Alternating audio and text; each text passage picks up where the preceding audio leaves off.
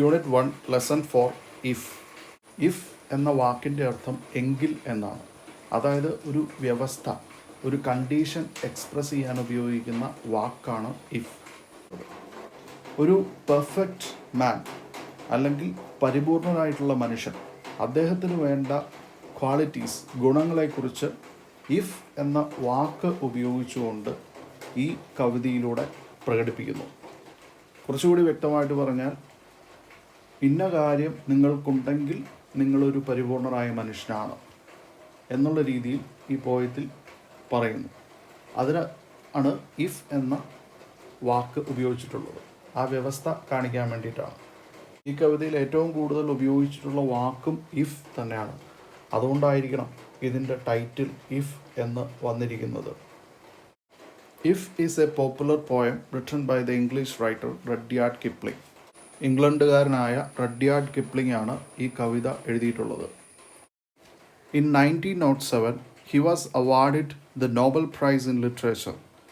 The Jungle Book is a short story collection written by Rudyard Kipling. The best known of them are the 3 stories revolving around the adventures of Mowgli. 1907 അദ്ദേഹത്തിന് സാഹിത്യത്തിനുള്ള Nobel prize ലഭിച്ചു. The jungle book എന്ന വളരെ പ്രശസ്തമായിട്ടുള്ള കഥാസമാഹാരം എഴുതിയിട്ടുള്ളത് അദ്ദേഹമാണ്. അതിൽ തന്നെ ഏറ്റവും പ്രശസ്തമായത് മൗഗ്ലി എന്ന ക്യാരക്ടറുമായി ബന്ധപ്പെട്ട 3 കഥകളാണ്.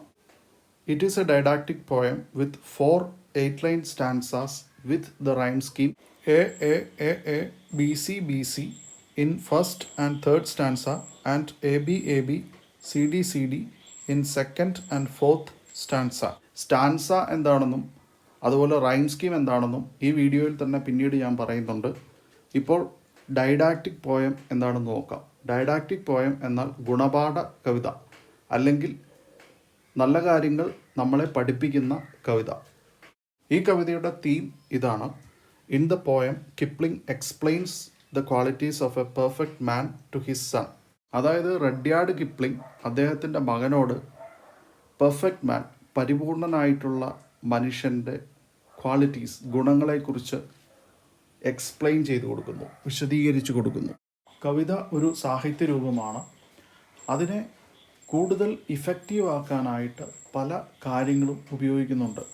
അത്തരത്തിൽ ഉപയോഗിക്കുന്ന ഘടകങ്ങളെ പൊയറ്റിക് ഡിവൈസസ് എന്നാണ് പറയുന്നത്.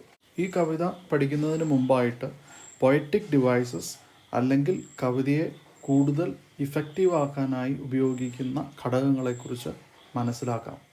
Rhetoric and prosody are 2 aspects of literature. റെറ്ററിക്കും പ്രോസഡിയും സാഹിത്യത്തിൻ്റെ 2 ഭാഗങ്ങളാണ്, അല്ലെങ്കിൽ 2 ഘടകങ്ങളാണ്. In the case of poems both are used under the term poetic devices. കവിതയുടെ കാര്യത്തിൽ നമുക്ക് ഈ 2 കാര്യങ്ങളെയും പൊയറ്റിക് ഡിവൈസസ് എന്ന വാക്കുകൊണ്ട് സൂചിപ്പിക്കാം. Rhetoric is the language designed to have impressive effect. വളരെ ഇഫക്റ്റീവായ, ആളുകളിൽ ഇംപ്രഷൻ ഉണ്ടാക്കുന്ന രീതിയിലുള്ള ഭാഷയുടെ ഉപയോഗത്തെയാണ് റെറ്ററിക് എന്ന് പറയുന്നത്. മലയാളത്തിൽ അലങ്കാരം, ആലങ്കാരിക ഭാഷ എന്ന് ഇതിനെ പറയും. ഉപമ എന്നൊക്കെ നിങ്ങൾ കേട്ടിട്ടുണ്ട്. അതുതന്നെയാണ് ഇത്.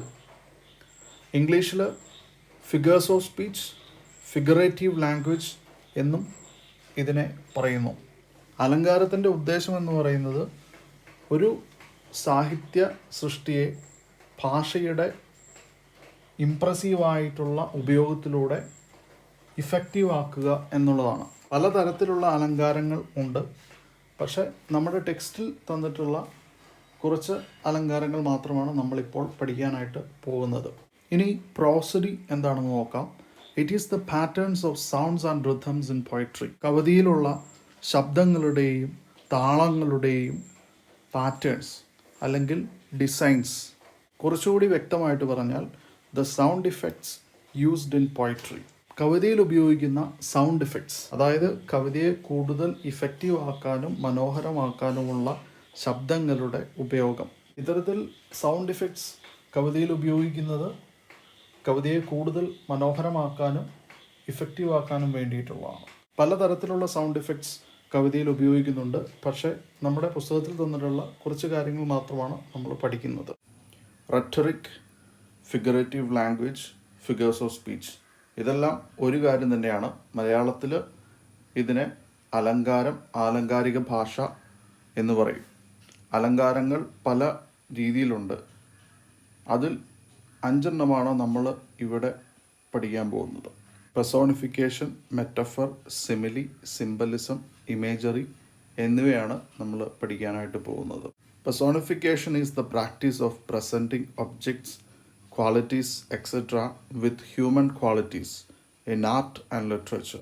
പെർസോണിഫിക്കേഷൻ എന്ന് പറയുന്നത് സാഹിത്യത്തിൽ ജീവനില്ലാത്ത വസ്തുക്കളെയും ഗുണങ്ങളെയും ഒക്കെ മനുഷ്യൻ്റെ ഗുണങ്ങൾ കൊടുത്തുകൊണ്ട് അല്ലെങ്കിൽ ജീവനുള്ളതായി കാണിച്ചുകൊണ്ട് പ്രസൻറ്റ് ചെയ്യുന്നതിനെയാണ്. ഒരു ഉദാഹരണം നമുക്ക് നോക്കാം. നമ്മുടെ കവിതയായിട്ടുള്ള ഇഫിലെ ഒരു വരിയാണ് ഇവിടെ കൊടുത്തിട്ടുള്ളത്. If you can dream and not make dreams your master. നിങ്ങൾക്ക് സ്വപ്നം കാണാൻ കഴിയുകയും ആ സ്വപ്നങ്ങളെ നിങ്ങളുടെ യജമാനനാക്കി മാറ്റാതിരിക്കാൻ സാധിക്കുകയും ചെയ്യുന്നുവെങ്കിൽ എന്നാണ് ഈ വരിയുടെ അർത്ഥം. ഇവിടെ സ്വപ്നങ്ങളെ മാസ്റ്ററാക്കി, യജമാനനാക്കി കാണിച്ചിരിക്കുന്നു. മനുഷ്യനാണ് യജമാനനായി പ്രവർത്തിക്കാൻ സാധിക്കുക. അപ്പോൾ സ്വപ്നങ്ങളെ മനുഷ്യനായി ഇവിടെ കാണിക്കുകയാണ് ചെയ്യുന്നത്. ഇത്തരത്തിൽ ചെയ്യുന്നതിനെയാണ് പെർസോണിഫിക്കേഷൻ എന്ന് പറയുന്നത്. ഈ വരിയിൽ ഡ്രീംസിനെ, സ്വപ്നങ്ങളെ പെർസോണിഫൈ ചെയ്തിരിക്കുന്നു എന്ന് നമുക്ക് പറയാം. ഈ കവിതയിൽ പല കാര്യങ്ങളും ഇങ്ങനെ പെർസോണിഫൈ ചെയ്യപ്പെട്ടിട്ടുണ്ട്. ഈ കവിതയുടെ ഒരു റിവ്യൂ എഴുതുമ്പോൾ ഇത് ഒരു പോയിൻ്റ് ആയിട്ട് എഴുതി ചേർക്കാവുന്നതാണ്. അത് നമുക്കിങ്ങനെ എഴുതാം: personification of dream, triumph, disaster, heart, nerve, sinew and minute makes the poem more effective. അടുത്തതായിട്ട് മെറ്റഫറിലോട്ട് വരാം. ഇതും ഒരു അലങ്കാരമാണ്. It is a figure of speech in which two things are compared to express likeness by describing in a way that both the things are same. ഈ അലങ്കാരത്തിൽ അല്ലെങ്കിൽ figure of സ്പീച്ചിൽ അല്ലെങ്കിൽ ആലങ്കാരിക ഭാഷയിൽ രണ്ട് കാര്യങ്ങളെ തമ്മിൽ അവയുടെ സാമ്യം കാണിക്കാനായിട്ട് താരതമ്യം ചെയ്യുന്നു. ഇങ്ങനെ ചെയ്യുന്നത് ഇത് രണ്ടും ഒന്നാണ് എന്നുള്ള രീതിയിലായിരിക്കും. ഒരു ഉദാഹരണം നോക്കിക്കഴിഞ്ഞാൽ നമുക്ക് കാര്യങ്ങൾ കുറച്ചുകൂടി ക്ലിയർ ആവും. She is A rose. അവൾ ഒരു റോസാപുഷ്പമാണ്. ഇതുകൊണ്ട് അർത്ഥമാക്കുന്നത് ആ പെൺകുട്ടിക്ക് റോസാപുഷ്പത്തിൻ്റേതായിട്ടുള്ള ഗുണങ്ങളുണ്ട്, സൗന്ദര്യമുണ്ട്, നന്മയുണ്ട്, സ്മാർട്ട്നെസ് ഉണ്ട്. ഇത് കാണിക്കാനായിട്ട് ആ റോസാപുഷ്പം തന്നെയാണ് ഈ പെൺകുട്ടി എന്നാണ് ഇവിടെ പറഞ്ഞിട്ടുള്ളത്. ഇത്തരത്തിൽ ഉള്ള ഭാഷാപ്രയോഗത്തെയാണ് മെറ്റഫർ എന്ന് പറയുന്നത്. മെറ്റഫറുമായിട്ട് വളരെയധികം സാമ്യമുള്ള മറ്റൊരു ഫിഗർ ഓഫ് സ്പീച്ച് അലങ്കാരമാണ് സിമിലി. മലയാളത്തിൽ അതിന് ഉപമ എന്ന് പറയും. Simile is a figure of speech in which two things are compared to express likeness through the use of words like or as. Metaphor പോലെ തന്നെ സിമിലിയുടെ കാര്യത്തിലും രണ്ട് കാര്യങ്ങളെ തമ്മിൽ കമ്പയർ ചെയ്യുന്നു, താരതമ്യം ചെയ്യുന്നു, അവ തമ്മിലുള്ള സാമ്യം പ്രകടിപ്പിക്കാനായിട്ട്. സിമിലിയുടെയും മെറ്റഫറിൻ്റെയും കാര്യത്തിലുള്ള വ്യത്യാസം വരുന്നത് എവിടെയാണെന്ന് വെച്ചാൽ, സിമിലിയുടെ കാര്യത്തിൽ പോലെ എന്നർത്ഥം വരുന്ന ലൈക്ക് അല്ലെങ്കിൽ ആസ്, ഈ രണ്ട് വാക്കുകളിൽ ഏതെങ്കിലും ഉപയോഗിക്കും. ഉദാഹരണം, she is like a rose. അവൾ ഒരു റോസാപുഷ്പത്തെ പോലെയാണ്. മെറ്റഫറിൻ്റെ കാര്യത്തിൽ നമ്മൾ കണ്ടത് ഷീ ഈസ് എ റോസ്. അവൾ ഒരു റോസാപുഷ്പമാണ്. അവിടെ ലൈക്ക്, പോലെ എന്നർത്ഥമുള്ള ഒരു വാക്കും ഉപയോഗിച്ചിട്ടില്ല. സിമിലിയുടെ കാര്യം വന്നപ്പോൾ അതുപോലെ എന്നർത്ഥമുള്ള ലൈക്ക് എന്ന വാക്ക് ഉപയോഗിച്ചിരിക്കുന്നു. She is like a rose. സിമിലിയിൽ അവൾ ഒരു റോസാപുഷ്പം പോലെയാണെന്ന് പറയുന്നു. മെറ്റഫറിൽ അവൾ ഒരു റോസാപുഷ്പം ആണ് എന്ന് പറയുന്നു. രണ്ടിൻ്റെയും അർത്ഥം ഒന്നാണ്. ഒരു റോസാപുഷ്പത്തിൻ്റെ ഗുണങ്ങൾ ആ പെൺകുട്ടിക്ക് ഉണ്ട്. അടുത്തത് സിംബലിസം ആണ്. സിംബലിസത്തെക്കുറിച്ച് പറയുന്നതിന് മുമ്പായിട്ട് എന്താണ് സിംബൽ എന്ന് നോക്കാം. It is a person, an object, an event, etc. that represents a more general quality or situation. Symbol എന്നത് ഒരു വ്യക്തിയോ ഒരു വസ്തുവോ ഒരു സംഭവമോ ഒക്കെ ആവാം. അത് കൂടുതൽ പൊതുവായ വിശാലമായ ഒരു ഗുണത്തെയോ സാഹചര്യത്തെയോ സൂചിപ്പിക്കുന്നു. ഉദാഹരണത്തിന് വെളുത്ത നിറം സമാധാനത്തെ സൂചിപ്പിക്കുന്നു. Symbolism is the use of symbols to represent ideas. ആശയങ്ങളെ സൂചിപ്പിക്കാനായിട്ട് സിംബൽസ് ഉപയോഗിക്കുന്നതിനെയാണ് സിംബലിസം എന്ന് പറയുന്നത്. അടുത്ത figure of speech imagery. Imagery is the use of language in a way that produces pictures or images in the minds of people reading or listening. Image എന്നാൽ ചിത്രം എന്നാണ് അർത്ഥം. അപ്പോൾ ഇമേജറി എന്നത് ഭാഷയുടെ പ്രയോഗം, അതിലൂടെ ഒരു സാഹിത്യം വായിക്കുകയോ കേൾക്കുകയോ ചെയ്യുന്ന ആളിൻ്റെ മനസ്സിൽ ചിത്രങ്ങളുണ്ടാവുന്നു.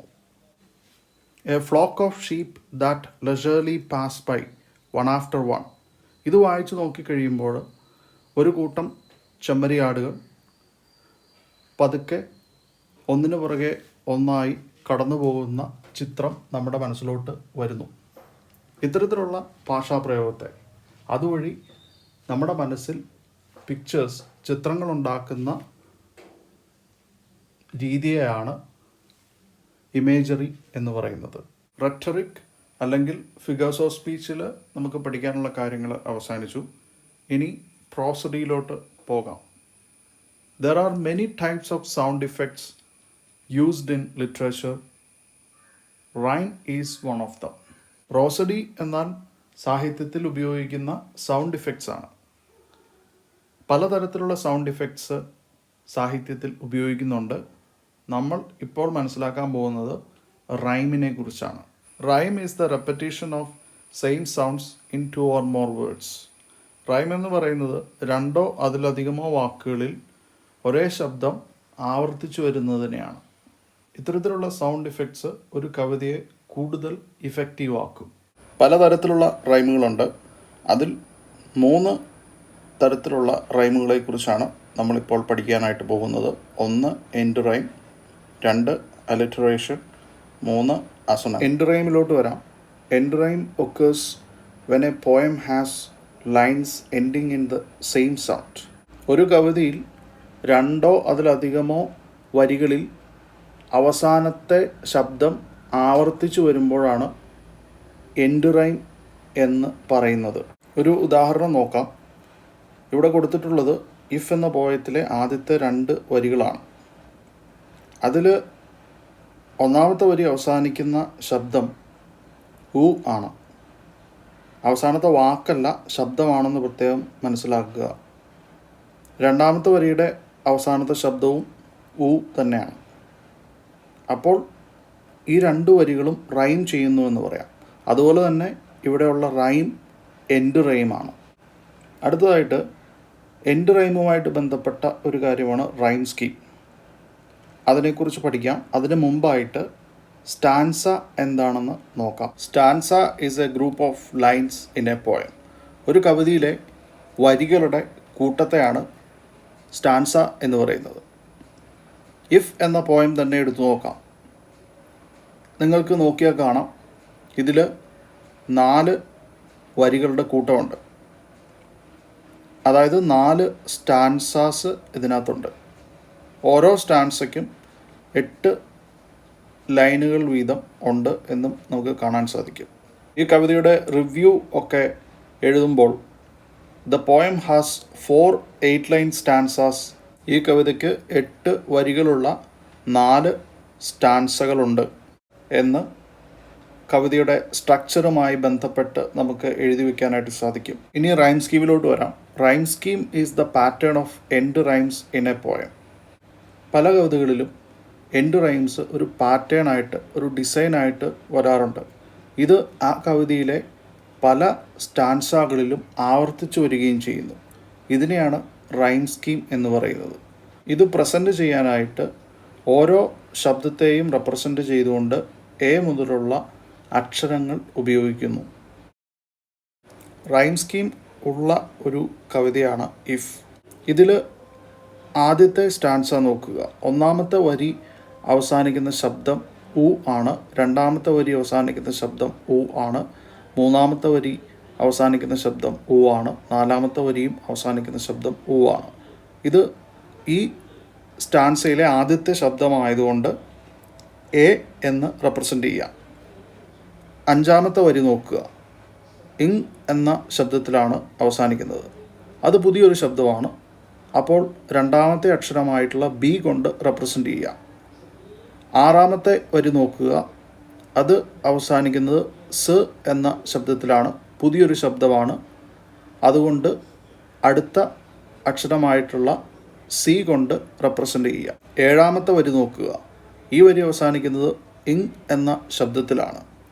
അത് നേരത്തെ അഞ്ചാമത്തെ വരിയിൽ വന്ന ശബ്ദമാണ്. അതിനെ നമ്മൾ ബി എന്ന് റെപ്രസെൻ്റ് ചെയ്തിട്ടുണ്ട്. അപ്പോൾ ആ ബി തന്നെ ഒന്നുകൂടി എടുത്തെഴുതാം. പിന്നീട് അവസാനത്തെ വരി നോക്കുക. അത് അവസാനിക്കുന്നത് സ് എന്ന ശബ്ദത്തിലാണ്. ആറാമത്തെ വരിയിൽ വന്നിട്ടുള്ള ശബ്ദമാണ് സ്. അതിനെ നമ്മൾ സി വെച്ച് റെപ്രസെൻ്റ് ചെയ്തിട്ടുണ്ട്. അപ്പോൾ ഈ വരിയിലും സി എന്ന് നമുക്ക് കൊടുക്കാം. അങ്ങനെ വരുമ്പോൾ ഈ സ്റ്റാൻസയുടെ rhyme scheme A A A A B C B C എന്നാണെന്ന് നമുക്ക് പറയാം. ഈ കവിതയിലെ മൂന്നാമത്തെ സ്റ്റാൻസയിലും ഈ റൈം സ്കീമാണ് ഫോളോ ചെയ്തിരിക്കുന്നത്. രണ്ടാമത്തെ സ്റ്റാൻസയിൽ നോക്കിക്കഴിഞ്ഞാൽ കാണാം എ ബി സി ഡി എന്ന റൈം സ്കീമാണ് വന്നിട്ടുള്ളത്. ഇതേ റൈം സ്കീം തന്നെയാണ് നാലാമത്തെ സ്റ്റാൻസയിലും ഫോളോ ചെയ്യുന്നത്. ഈ കവിതയുടെ റിവ്യൂ എഴുതുന്ന സമയത്ത് റൈം സ്കീമിൻ്റെ കാര്യം നമുക്കൊരു പോയിൻ്റായിട്ട് എഴുതാം. The poem has 4 8-line stanzas with the rhyme scheme A B C in first and third stanzas, A B C D in second and fourth stanzas. ഈ കവിതയ്ക്ക് 4-8 വരികളുള്ള സ്റ്റാൻസകളുണ്ട്. ഒന്നാമത്തെയും മൂന്നാമത്തെയും സ്റ്റാൻസകൾ എ ബി സി എന്ന റൈം സ്കീമും രണ്ടാമത്തെയും നാലാമത്തെയും സ്റ്റാൻസകൾ എ ബി സി ഡി എന്ന റൈം സ്കീമും ഫോളോ ചെയ്യുന്നു. എൻഡ് റൈമിന് ശേഷം നമ്മൾ പഠിക്കാൻ പോകുന്ന 2 തരത്തിലുള്ള റൈമുകളാണ് അലിറ്ററേഷനും അസൊനൻസും. Alliteration is the use of the same sound at the beginning of words that are close together as in sing a song of 6pence. അടുത്തടുത്ത വാക്കുകളിലെ ആദ്യത്തെ ശബ്ദം ഒരുപോലെ വരുന്നതിനാണ് അലിറ്ററേഷൻ എന്ന് പറയുന്നത്. ഇതിന് ഉദാഹരണമാണ് Singh a song of 6pence. ഈ സെൻറ്റൻസിൽ ഉള്ള 3 വാക്കുകൾ സിംഗ്, സോങ്, 6, ഈ 3 വാക്കുകളുടെയും ആദ്യത്തെ ശബ്ദം സ് ആണ്. ഈ ശബ്ദം ഈ 3 വാക്കുകളിലും ആവർത്തിച്ച് വരുന്നത് കൊണ്ട് ഈ റൈം അലിറ്ററേഷനാണ്. അടുത്തത് അസൊനൻസ് ആണ്. It is the repetition of the same vowel sound in 2 or more words that are close together, as in on a proud round cloud in white high night.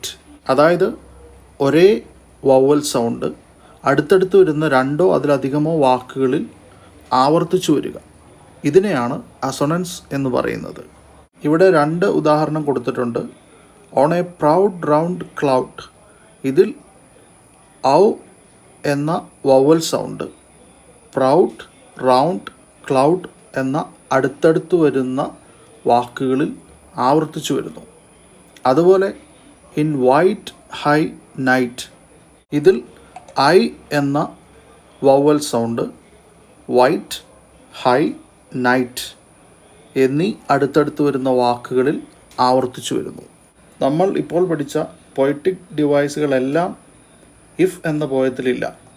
പക്ഷേ +2-ൽ ഇനി പഠിക്കാനുള്ള പല കവിതകളിലും ഇത് വരുന്നുണ്ട്. അതിനു വേണ്ടിയിട്ട് ഈ പൊയറ്റിക് ഡിവൈസുകളെല്ലാം മനസ്സിലാക്കി വയ്ക്കുക. ഇതുമായിട്ട് ബന്ധപ്പെട്ട് പരീക്ഷയ്ക്ക് 2 രീതിയിൽ നമുക്ക് ഉപയോഗിക്കാം. ഒന്ന്, ഒരു കവിതയുടെ റിവ്യൂ അല്ലെങ്കിൽ അപ്രീസിയേഷൻ ചോദിക്കുമ്പോൾ ആ കവിതയിലെ അലങ്കാരങ്ങളെക്കുറിച്ചും അതിലെ റൈമിനെക്കുറിച്ചും എത്ര സ്റ്റാൻസയുണ്ട്, ഓരോ സ്റ്റാൻസയിലും എത്ര വരികളുണ്ട് എന്നതൊക്കെ ഒരു പോയിൻ്റായിട്ട് നമുക്ക് എഴുതി വയ്ക്കാം. രണ്ടാമതായിട്ട് ഒരു കവിതയുടെ വരികൾ തന്നിട്ട് അതിൽ ഏത് പൊയറ്റിക് ഡിവൈസാണ് ഉള്ളത് എന്ന് ചോദിക്കാം. ഡെഫിനിഷൻസ് ഇതുവരെ ചോദിച്ച് കണ്ടിട്ടില്ല, അതുകൊണ്ട് തന്നെ അത് കാണാതെ പഠിക്കേണ്ട ആവശ്യം ഇല്ല. എല്ലാ പൊയറ്റിക് ഡിവൈസസും മനസ്സിലാക്കി വയ്ക്കുക.